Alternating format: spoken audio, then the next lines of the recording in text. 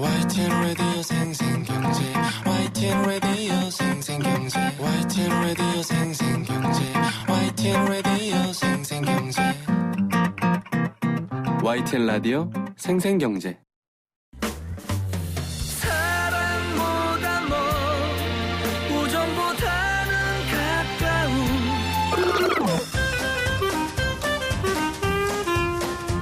한국경제의 꿈과 현실 사이에 꿈지기 최이배 전 의원 나오셨어요. 어서 오세요. 예, 안녕하세요. 최이배입니다. 자, 오늘은 가족 간의 경영권 이슈에 대한 꿈과 현실 사이의 이야기 나눠보고 싶은데 가족 간의 경영권을 꿈이라도 꿔보고 싶네요. 아니, 지금 웃으실 입장이세요? 우리 꿈지기님 뭐 받을 유산 있으세요? 부모님한테? 싸울 유산? 그런 거 없죠. 확실해요? 네. 저는 있어요. 그러세요? 뭐 경영권? 아니, 믿음과 사랑? 그건 어느 집에나 다 있겠죠. 네, 근데 그거 갖고는 형제들끼리는 안 싸우거든요. 그럼요. 뭐 더 네. 가져간다고 자기 거 줄어드는 것도 아니고 믿음과 사랑은 나누면 나눌수록 커지니까요. 맞습니다. 자, 근데 우리 집만 이런 상황인지 다른 집안들이 이런 상황인지 모르겠는데 특히 이 재계에 가족 간의 경영권 분쟁 이슈가 참 많아요. 옛날부터. 그렇죠. 뭐 왕자의 난, 형제의 난 뭐 등등 해서 항상 난이 있었죠. 네. 그래서 오늘 이 이슈 공부하면서 굉장한 자괴감을 느꼈지만 네. 이게 그냥 한 가족의 얘기가 아니라 한국 경제 전반적인 걸 살펴볼 수 있기 때문에 네. 오늘 좀 살펴보도록 하겠습니다. 자, 두 가지 사례를 가져오셨는데 먼저 한국앤컴퍼니 상황을 좀 볼까요? 네. 이름이 되게 생소하실 것 같은데 네. 우리가 한국 타이어 하면은 굉장히 잘 알려진 회사죠. 네. 근데 이제 이 한국 타이어라는 그 회사와 그 그룹이 있는데 그 타이어라는 그 명칭을 다 뺐어요. 그래서 사명을 변경하면서 지금 만든 회사가 이제 한국앤컴퍼니라는 회사인데요. 그러니까 그냥 쉽게 한국 타이어 그룹의 어떤 지주회사, 가장 큰 모회사라고 생각하시면 되겠습니다. 네. 네, 여기 이제 그 회장님이 이제 조양래 회장님이 계셨는데 회장님이 이제 그 경영권에서 이제 물러나시고 장남과 차남이 있는데 이제 차남이 작년 6월 달에 네. 아버지가 가지고 있는 주식 무려 23.6%를 3천억 원을 들여서 사들였어요. 차남이요? 예. 보통 우리 상식으로는 장남이 경영권을 승계받는 경우가 대부분인데 네. 이제 차남이 먼저 그렇게 아버지의 지분을 다 사들인 거죠. 근데 한 3천억이라는 되게 큰 돈인데 이 주식을 사들여서 본인이 원래 19.3%를 가지고 있어서 결국은 42.9%를 이제 지분을 갖게 된 거예요. 그래서 아주 굉장히 큰 절대적인 지분을 갖게 되는 그렇네요. 상황이 됐습니다. 근데 이제 제가 찾아보니까 이 조연범 차남이 이제 그 한국타이어 예전에 대표이사인데요. 이분이 그 돈은 32%의 지분을 담보대출로 해서 돈을 빌려서 이제 그 아버지의 지분을 산 것으로 추정이 됩니다. 그 이제 여러 가지 공시 내용을 보면은요. 네. 아무튼 그 차남인 조연범 대표가 42.9%의 지분을 확보를 했고요. 이것에 또 이제 반발을 해서 그렇겠죠. 장남인 조현식 부회장과 그다음에 또 거기에 장녀인 조희경 씨, 그다음에 장녀인 조희원 씨가 있고요. 그다음에 또 차녀인 조희경 씨가 있어요. 근데 이 형제들이 제가 보기에는 이제 반발을 한 것 같아요. 그래서 갑자기 차남 조연범 대표가 가져간 것에 대해서 문제를 제기하면서 아버지가 정신적으로 건강하지 않은 상태에서 이렇게 차남이 먼저 아버지를 이렇게 뭐 어떻게 표현해야 될지 모르겠는데 이 지분을 사들인 거다. 그래서 여기서 가정법원에 아버지의 정신적 제약 상태로 사업적인 어떤 의사결정을 제대로 할 수 없는 상황에서 벌어진 일이다. 라면서 성년 후견 심판을 청구했습니다. 롯데하고 굉장히 그렇죠. 비슷하네요. 예, 네. 그런 게 굉장히 비슷하게 와서 지금 아직 이 부분에 대해서는 아직 가정법원이 판결 기다리고 있는 상황이고요. 그래서 이제 이쪽 그 장남과 장녀 등이 가지고 있는 지분을 합치면은 22% 정도, 그렇죠. 29%, 30% 정도 되겠네요. 그래도 모자라잖아요. 모자라죠. 아까 42.9%니까요. 네네. 그래서 이제 지금 이 상황에서는 의결권을 가지고서 그냥 싸우면은 압도적으로 이제 질 수 있기 때문에 저번에 우리가 공정경제 3법을 이제 한번 얘기해봤잖아요. 거기서 나온 것 중에 감사위원 분리선출 제도라는 것이 있고, 이 감사위원 분리선출 제도는 감사위원이라는 특별히 독립적인 사람을 뽑기 때문에 최대 주주나 특수관계인들 여러 주주들이 가지고 있는 주식의 의결권을 3%까지만 제한을 한다라는 것을 얘기한 적이 있었어요. 3% 룰. 예, 맞습니까? 3% 룰이라고 해서. 그래서 42.9%를 가지고 있는 조현범이나 또는 지금 뭐 19%를 가지고 있는 조현식이나 10.8%를 가지고 있는 조의원이나 모두 다 그냥 3%밖에 의결권을 행사할 수 없는. 의결권은 똑같군요. 주식을 얼마나 갖고 있던지 간에. 그렇죠. 그래서 이렇게 제안을 받는 사회 이사인 감사위원을 선출을 하겠다라고 지금 조현식 장남 쪽에서 주주 제안을 했습니다. 그래서 지금 이제 곧 얼마 안 남은 주주총회에서 이제 이 표 대결이 이루어질 것 같고요. 이제 이런 내용으로 지금 굉장히 좀 의견이 분분한 상황인데 이 조현범, 조현식 이 이제 장남과 차남 둘 다 지난 11월 달에 그 법원으로부터 이제 또 판결을 받은 게 있는데 조현범 대표 같은 경우는 배임 횡령으로 인해서 징역 3년에 집행유예 4년을 받았어요. 네. 그리고 조현식 장남 같은 경우는 징역 1년에 집행유예 2년을 선고받은 상태인데 뭐 이게 지금 다 최종 판결은 아닙니다. 이제 조현식 그분은 뭐예요? 그분도 죄명은? 이제 그 같아요? 배임? 횡령. 횡령? 예, 그래서 1억 원 정도의 인건비를 부당 지급했다라는 내용으로 횡령을 했다라고 해서 지금 두 분 다 유죄 판결을 받았고 아마 이제 이 부분들은 다 이제 대법원까지 가서 다투겠죠. 그래서 네. 좀 두고 봐야 되긴 하지만 아무튼 두 분 다 법적인 문제가 있었던 분들이 지금 또 경영권 다툼을 하고 있다. 네. 예. 자, 한국앤컴퍼니 상황을 말씀해 주셨는데, 그러니까 요약하자면 차남과 나머지 형제들이 이 경영권 싸움이 붙은 거고요. 예. 주식은 차남이 아주 절대적으로 많지만 지분은 지금 말씀하신 그 3% 룰이라는 법이 적용되기 때문에 의결권은 동일합니다. 그러다 보니까 이제 감사위원 분리선출 제도라는 이 제도가 아주 중요해졌고. 그렇죠. 맞습니까? 네. 네. 그래서 이제 사회이사를 또 누구를 세우냐 이런 부분도 또 지금 중요한 상황 가운데 있는 거예요. 맞습니다. 네. 알겠습니다. 자, 이건 한국타이어. 여러분들 말씀하신 생각하신 그 한국타이어 맞고요. 금호석화는 어떤 상황입니까?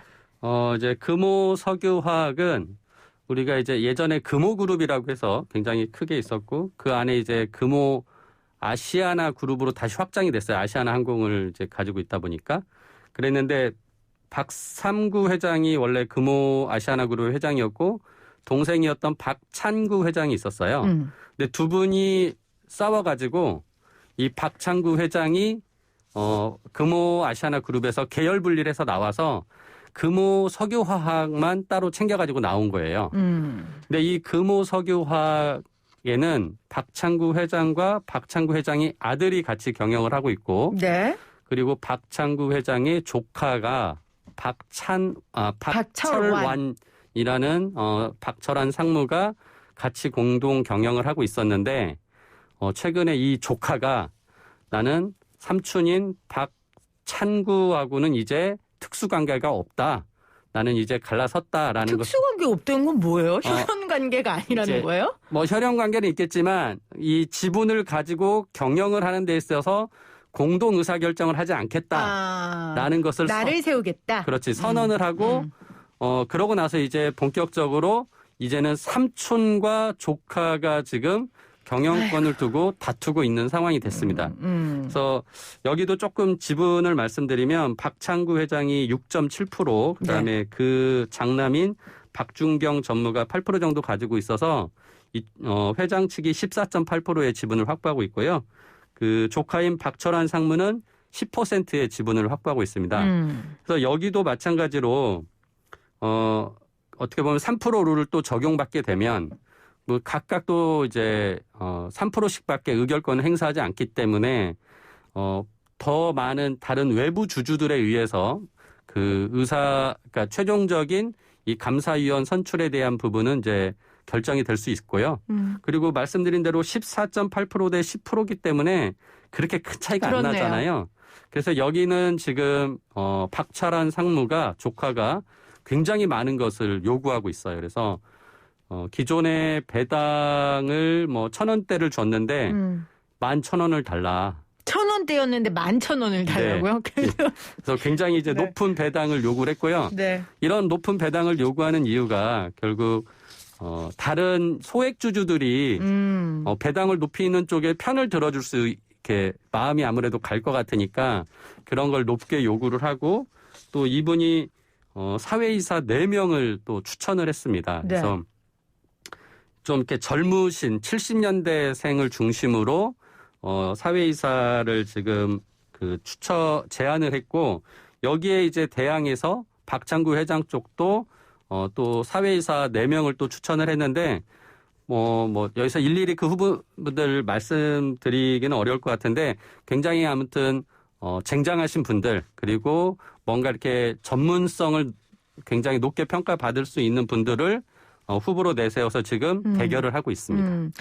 자, 그러면 이 얘기를 들어보니까 금호석과 같은 경우에는 뭐 남의 집안 싸움이라서 제가 너무 쉽게 말하는 것 같지만 이렇게 경영권 다툼 가운데 아까 말씀하신 대로 좀 소액 주주들의 배당금도 좀 높아지고 예. 좋은 사회이사들이 들어오면 또 이런 다툼이 기업을 발전시킬 수 있는 한 측면이 있는 것 같기도 하다는 생각이 들어요. 예, 맞습니다. 그래서 저는 이렇게 경영권이라는 것은 보호해주고 또 자식한테 물려주는 세습하는 것이 아니라 도전받고 경쟁하는 것이다라고 생각을 합니다. 그래서 저는 그나마 이렇게 집안 내부에서라도 경영권을 놓고 경쟁을 하는 모습은 뭐 그렇게 꼭 나쁘게만 볼 일은 아니다. 집안 싸움이라고 치부하기보다는 네. 아무튼 그중에 누구라도 더 좋은 사람을 선택할 수 있는 기회를 갖게 되는 것이기 때문에 좀 주주들이 누가 더 이 기업을 위해서 주주들을 위해서 일할 수 있는 사람인가를 판단하는 좀 기회를 갖고 좀 이렇게 들여다보시면 좋겠다라는 생각을 합니다. 자, 도전받고 경쟁하는 것이다. 경영권은 아주 자본주의적인 생각입니다. 이런 네. 생각 누가 이렇게 대기업 이런 경영권 얘기 막 비판하면 자꾸 사회주의라 그러는데 이거 굉장히 자본주의적인 생각입니다. 그럼요. 네.